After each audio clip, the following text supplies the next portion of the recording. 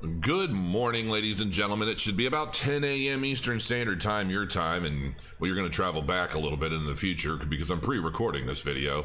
But yeah, today this is just a continuation of Cardano week as I kind of go over some of the latest news that you can use related to the Cardano market.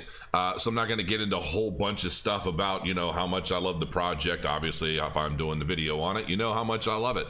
But we're going to start off actually by looking at the crypto market overall right now, because there's a lot of momentum. Bitcoin's obviously up almost 4%. We're touching, we're getting ready to touch 16,000. I'll show the chart here in just a second, but Ethereum making very, very strong gains at 5.5%, almost 5.5%, up to $470. Link is up almost 3%. That's a pretty, that's actually, I'm really happy to see that. XRP finally getting close to 26 cents yet again. XRP has just been so volatile, man. I mean, it has, but it hasn't. I mean, it kind of hangs out and then it goes up, and then it drops right back down. So much of this stuff is so, I don't know how much of this is relevant to the election, the news, what's happening there. I think, a lot of people, if I'm to guess, a lot of people thought that, wow, the election's over. We can rest easy. Everything's going to start getting better now, but it's not over. It's really not over. There's still so much going on now in the courts. And to be quite frank with you, I do believe that Trump is going to be very likely, he's going to remain president. I mean, just so you guys know, I really, let's put it this way. When I've seen, a lot of people, they're trying to shame him for just not taking his licks and moving on with his life. And it just seems like such bullying to me. And I hate to sound political on this channel, but it just sounds like, you get sucker punched in a bar and you're supposed to just lay down and not get up. And it's like, and if you don't, well, then you're just creating problems for everybody. I don't know. The whole thing just sounds nonsensical, and I just don't see Trump going out without a fight, and especially with all of the mounting evidence to basically what so many of us believe has been happening. And no, it's not the first election that we've seen, this kind of thing, but I think it's the first time we've seen it to this magnitude, and I think that's why everybody's kind of getting up in arms. So we'll see how that plays out, but ultimately I do believe that because a lot of people expect that this is the end of it all, because if you watch major news media, they're not covering anything that's going on with the states anymore. They're basically trying to say Biden's president, and they're continuing to try and pull the wool over everybody's eyes, when in reality, the fight is nowhere near over. I mean, it's just not, regardless of what anybody thinks, it's just not. There is a constitutional system in place to protect against exactly what we believe is happening. And again, this isn't a pro-Trump, anti-Biden thing. This is a pro-America thing. And I want to make sure that our systems that have been put into place so that the people have a voice work, and that they're not being manipulated in any way, shape, or form. Because, like I've said in other videos, there are thousands, if not millions, of people who have fought and died to protect the freedoms that we so often take for granted. And I wouldn't care if this thing were potentially rigged in favor of Biden. It's the same mission. It's the same note. We can't allow it. And to each their own. We'll see what happens. But looking at the chart real quick, hey, Bitcoin's going up. So according to my chart, we're sitting at 15,940. I didn't even realize that. I don't know if this is a little off here. I guess this is, I don't know. I don't know what's happening there, but that's where it's at. We may very likely have touched 16,000 and then corrected from that by the time you actually watch this video. That's honestly what I expect to happen. But we'll see. I mean, we're definitely reaching overbought territory here. I mean, well, we're already there. So I think, we'll see. We'll see how it plays out. Now, to get to the point, Cardano, banks are interested in holding ADA instead of Bitcoin. This is actually a pretty big deal. And, I don't know how much of what comes out related to Cardano that you follow. But I actually, Frederick Gregard points out that a lot of banks are interested in holding Cardano, ADA, which is a really bold and big, well, not bold, but it's a big statement. And I might actually try and get Frederick on the channel at some point and just kind of discuss some things with him. ADA has the same data protection features as Bitcoin, so financial institutions could easily hold ADA instead of Bitcoin. Now that is the bold statement. The CEO of the Cardano Foundation, Frederick Gregard, has participated in the 113th edition of the podcast, The Cardano Effect. Gregard was hired to take his position at the end of September. Previously, he was head of digital finance for the giant PwC. In the podcast, he talked about ADA adoption, privacy, leadership, and the future of Cardano. Now, before I go on, I want to make this point. I have been going back and forth with questions with people in banking as it relates to my Bitcoin ATM fleet.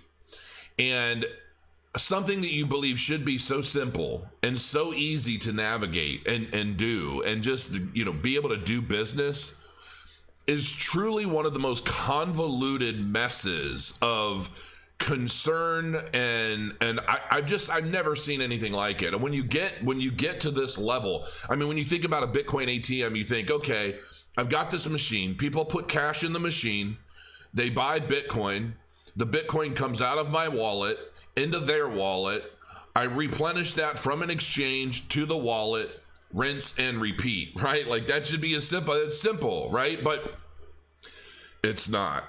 It's not anywhere near that simple, and there are so many questions of the varieties of fraud and customer protection and privacy protection and laundering and just all kinds of stuff, man. And it's insane. It's insane.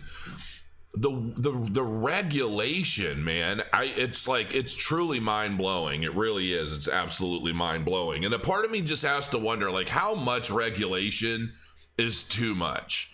At what point does regulation actually prohibit or solve any problems over just creating a lot of new ones for honest business people? Like, because to me, it just sounds exorbitant. It's like almost like a never-ending series of questions and troubles and just wow. But hopefully something like ADA will be able to help with some of this stuff in the future. Starting the program with a user question about obstacles and use cases that Cardano can solve, Gregard said, "If you want the short answer, I'd like to focus on some of the very complex problems, the highly regulated problems, the problems that don't cross the table easily, where identity is very important. That revolves around financial services, insurance, supply chain tracking, financial education. The whole academic angle is important. The ADA standard instead of Bitcoin." The CEO of the Cardano Foundation positively stated that his connections in the banking sector indicate that cryptocurrencies and blockchain technology are here to stay. Gregard said he is reviewing and compiling the many alliances that Cardano has throughout the world. In that sense, he sees a clear path for the adoption of ADA at an institutional level. Talking about the obstacles that have prevented Cardano's adoption from accelerating, Gregard added, "On the adoption of ADA by banking institutions, I already know some banks that can do this, but I'm not allowed to mention their names because they think there may be some regulatory turmoil.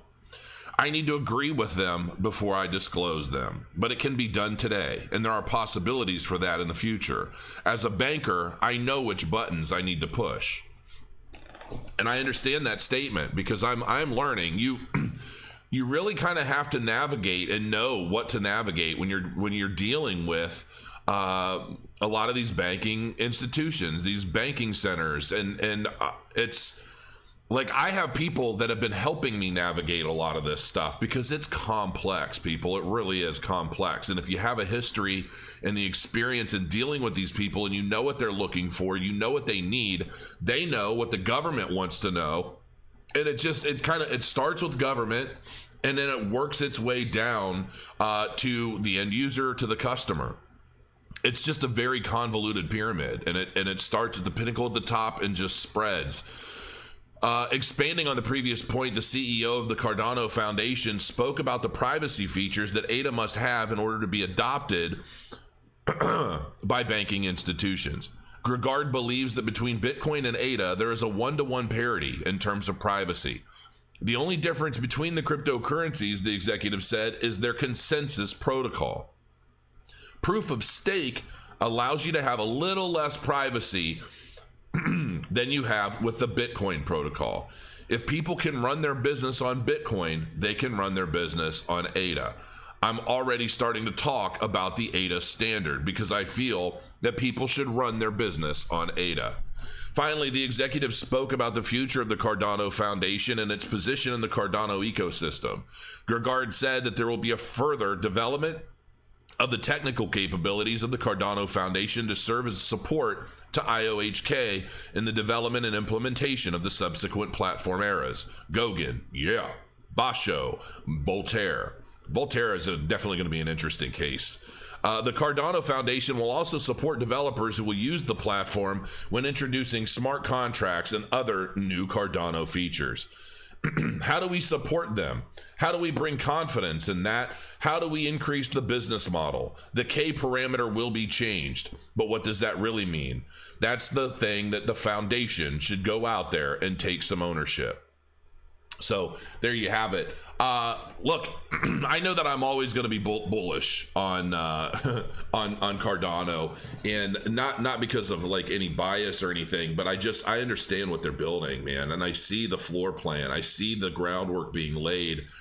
And when you're talking about something that I believe a lot of these guys, including Charles, truly believes is going to change the world, even the next bull market is like meaningless in the grand scheme of what I expect to see come from Cardano over time. I just think it's going to change the lives of a lot of people throughout the world. And if it were to become a new standard, if we're starting to talk about ADA, the ADA standard instead of the Bitcoin standard, I think that's a narrative that can not only be supported by what these developers at IOHK and Emergo and everybody are working to build, but I can almost see it as inevitable because, I mean, even when you take it down to the metadata associated with that blockchain, you know, you're sending some tokens from point A to B, but you know, when you think of metadata, think about it like, you know, like a note. You can add notes. You can add a lot of other tidbits of information associated with the to and the from. You know, there's just so much stuff there. When you're talking about a cryptocurrency that should stand the test of regulation, ADA is being developed with that in mind. They want this to be used as a financial instrument in countries that are unbanked. And to do that, you have to facilitate the requirements and the needs of other banked cultures like the US, like the UK, and the regulatory restrictions and expectations that have already been laid out. And so if you're trying to basically provide a mechanism for the unbanked to be able to have global financial stability and use, it has to be able to coincide with the regulations that already exist elsewhere. And I believe that's exactly what they're doing. Even if they're not spelling it out in those details, it's pretty obvious what's happening. So until next time, guys, crow your coins, crow your Cardano, and I'll see you again very soon.